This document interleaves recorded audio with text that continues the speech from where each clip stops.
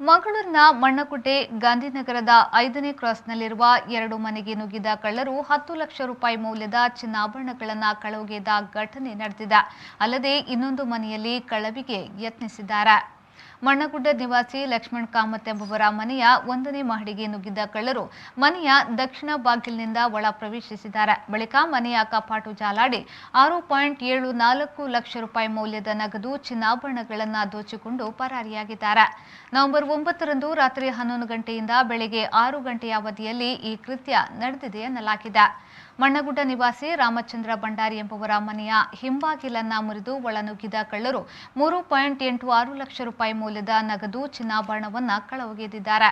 ಈ 2 ಮನೆಯಲ್ಲಿ ಕೃತ್ಯ ನಡೆದಾಗಲೂ ಮನೆಯವರು ನಿದ್ದೆಯಲ್ಲಿದ್ದರು ಎಂದು ತಿಳಿದು ಬಂದಿದೆ. ಬರ್ಕೆ ಪೊಲೀಸ್ ಠಾಣೆಯಲ್ಲಿ ಪ್ರಕರಣ ದಾಖಲಾಗಿದೆ.